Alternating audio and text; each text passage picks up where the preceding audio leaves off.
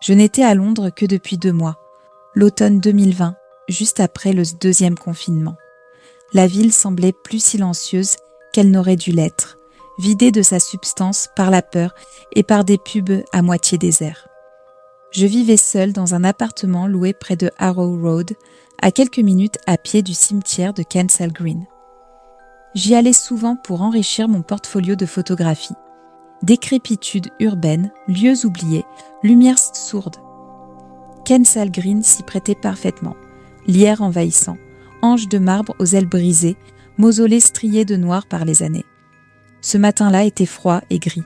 L'air portait une odeur discrète de pierre mouillée et de pluie ancienne. Je me souviens que le gardien leva à peine les yeux lorsque j'entrai.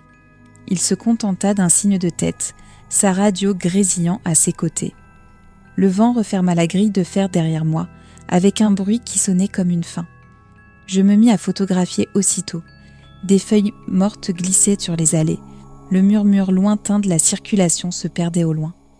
Chaque cliché semblait vidé de sa couleur, comme si la teinte elle-même était fatiguée. Je m'enfonçais plus profondément, dépassant les tombes récentes pour atteindre la partie ancienne, là où les pierres penchaient les unes vers les autres, les noms à demi effacés. C'était l'endroit que je préférais. On aurait dit que le temps lui-même avait cessé de s'en soucier. Puis le silence changea. Ce ne fut pas brutal, mais total. La circulation, les oiseaux, même le vent, tout disparut. L'air se fit plus dense, pesant sur ma poitrine. Je relevai mon appareil, fis la mise au point sur un tombeau couvert de mousse et aperçus un mouvement dans le cadre. Un flou rapide entre 2 sépultures. Je baissai l'appareil. Rien. Une immobilité parfaite. Je me dis que ce devait être un oiseau ou l'ombre d'un nuage. Pourtant le silence s'épaississait. Mon cœur s'emballa, court et superficiel. Je me retournai, scrutant l'allée derrière moi. Vide. Lorsque je regardai de nouveau dans le viseur, elle était là, une silhouette pâle sur la droite, immobile, debout entre 2 pierres tombales, à une vingtaine de mètres, simplement présente. Je restai figée. Je ne sais pas pourquoi je n'ai pas crié. La silhouette était mince, grande, vêtue de sombre. Je clignai des yeux, elle avait disparu. Je quittai le cimetière 1 minute plus tard, presque en courant. Le gardien me lança un regard étrange lorsque je passai devant lui, comme s'il savait quelque chose que j'ignorais. Cette nuit-là, je n'arrivais pas à m'en détacher. Je me répétais que ce n'était rien, un jeu de lumière. Mais en examinant les photos, plus tard, mon souffle se coupa. Sur l'une d'elles, floue mais indéniable, se tenait une silhouette derrière le tombeau. Une forme élancée, aux contours incertains, tournée vers moi. Le lendemain, je me réveillai étourdie, la tête lourde, comme après une nuit sans sommeil. Les photos étaient toujours sur mon ordinateur portable, cette ombre me faisant face. Je les supprimai, refermai l'écran et me promis d'oublier, puis je remarquai la terre.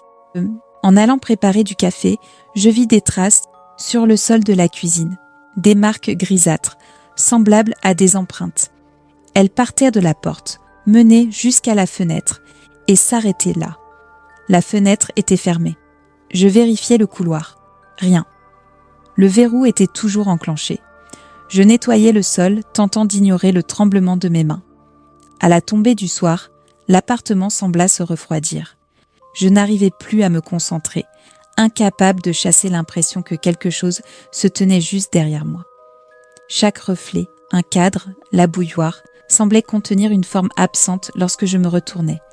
Cette nuit-là, je laissai toutes les lumières allumées. À 3h17, mon téléphone vibra. Numéro inconnu. Un seul message. Tu n'aurais pas dû la prendre. Mon estomac se noua. Je fixai l'écran jusqu'à ce que le message disparaisse de lui-même, effacé jusque dans l'historique. Je restai assis le reste de la nuit, à surveiller la porte, à attendre quelque chose que je ne savais pas nommer. Le lendemain matin, je retournai à Kensal Green. J'avais besoin de me prouver que tout cela n'était que dans ma tête. L'air était vif de givre, le ciel sans couleur. Le gardien n'était pas là cette fois-ci. Je suivis le même chemin, l'appareil photo pesant autour de mon cou. Tout semblait normal, sauf le tombeau où j'avais vu la silhouette. Quelqu'un l'avait nettoyé. La mousse avait disparu, L'inscription était désormais lisible. Amelia Hartwell, 1892 à 1919. Des fleurs fraîches avaient été déposées au pied, bien que leurs tiges fussent sèches et noircies. Quand je m'approchai, mon appareil s'alluma tout seul. L'obturateur claqua une fois, sans que je le touche. Le bruit résonna bien trop fort dans l'air immobile. Puis un autre clic, et encore un. L'appareil prenait des photos seul, braqué directement sur le tombeau. J'arrachai la batterie, le cœur battant à tout rompre, et me retournai pour partir. Mais le chemin derrière moi n'était plus vide. Des empreintes marquaient le givre, avançant vers moi. Des empreintes de pieds nus. Je marchai plus vite, puis je courus. L'air semblait chargé d'électricité, épais. Chaque respiration brûlait. J'atteignis la grille, la refermai violemment derrière moi et ne m'arrêtai qu'à mi-chemin de Harrow Road. Le vacarme de la ville me frappa comme une bouffée d'air après la noyade. Pendant 2 nuits, je ne dormis pas. La température de l'appartement continuait de chuter malgré le chauffage. Je voyais ma respiration dans la cuisine. Les photos supprimées réapparurent dans un dossier sur mon bureau, nommé « Return ». Je ne l'ouvris pas.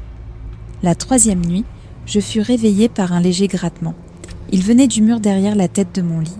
Un bruit lent, traînant, comme des ongles sur le plâtre. Je restai immobile. Le bruit cessa. Puis reprit, plus proche, presque à l'intérieur du mur. Je me levai, allumai toutes les lumières. Rien. Mais lorsque je revins dans la chambre, il y avait de la terre sur le sol. Humide, sombre, avec cette odeur de terre fraîche. C'est à cet instant que l'adrénaline me submergea. J'attrapai mon manteau, mes clés, mon appareil photo et sortis. Peu importait qu'il fût presque minuit, il fallait que je sois ailleurs. Je marchai rapidement vers le canal, la ville silencieuse autour de moi. Chaque pas semblait observé. Chaque reflet dans une vitrine avait un temps de retard. Arrivé sur le pont, je m'arrêtai pour reprendre mon souffle et l'appareil, dans mon sac, déclencha à nouveau. Lorsque je le sortis, l'écran affichait un aperçu en direct. Mais ce n'était pas le pont, c'était le cimetière. Le même tombeau, le même angle. Seulement, quelque chose de nouveau apparaissait dans le cadre. Une forme sombre, plus proche de l'objectif, plus nette qu'auparavant. Je laissai tomber l'appareil sur le trottoir.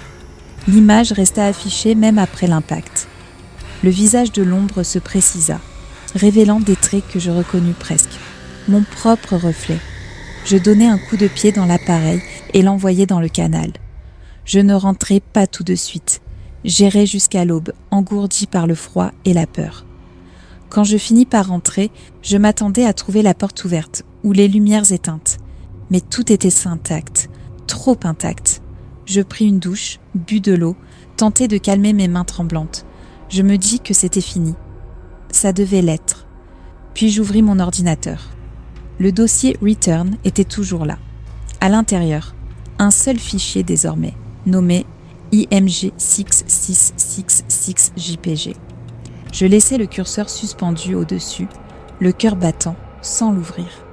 Je débranchai l'ordinateur et le glissai sous le lit. L'après-midi, je ne supportais plus l'appartement. Je ressortis, cette fois vers Ladbroke Grove. Je m'assis dans un café, entouré de monde, de bruit, de sécurité. Ça faillit fonctionner, jusqu'à ce que je le voie à nouveau. Dans le reflet de la porte vitrée, par-dessus mon épaule se tenait une silhouette pâle. Grande, mince, floue, juste derrière moi. Quand je me retournai, il n'y avait personne. Je quittai le café sans payer. Cette nuit-là, la peur atteignit son paroxysme. Je fis un sac, prêt à quitter Londres. Le seul train disponible partait à 6h du matin. J'attendis dans le salon que le ciel s'éclaircisse. Mais à 4h12, les lumières vacillèrent, puis tout s'éteignit. Le silence fut absolu. Puis un bruit de pas résonna dans le couloir. Lent, irrégulier. Je ne pouvais plus bouger. Les pas atteignirent l'entrée du salon et s'arrêtèrent. Je ne vis personne, mais je le sentis. L'air derrière moi changea de température. Plus froid, plus dense. Ma respiration se condensa devant moi. Puis l'odeur arriva. Une odeur de terre humide, celle du cimetière. Quelque chose effleura ma nuque, froid et électrique. Tous les nerfs de mon corps hurlèrent. Je me ruai vers la porte, l'ouvris d'un coup, trébuchai dans le couloir. Les lumières de mon voisin étaient éteintes. L'immeuble entier semblait abandonné. Dehors, l'aube commençait à griser le ciel. Je ne m'arrêtai qu'une fois arrivé à la gare. Je quittai Londres ce matin-là. Je n'attendis même pas le train. Je restai assis dans la salle d'attente jusqu'au lever du soleil, tremblant, fixant mes mains. Elles étaient faiblement striées de terre. Dans les semaines qui suivirent, je montai vers le nord, chez un ami près de Manchester. Pendant un temps, tout redevint calme. Je recommençai à dormir. L'air semblait plus léger. Puis, une nuit, je fus réveillé par le faible claquement d'un obturateur. Quand j'allumai mon téléphone, une nouvelle image se trouvait dans ma galerie. Une photo de moi endormie, prise depuis le pied du lit. Et dans le coin, presque invisible dans l'obscurité, une grande ombre se tenait près de la fenêtre,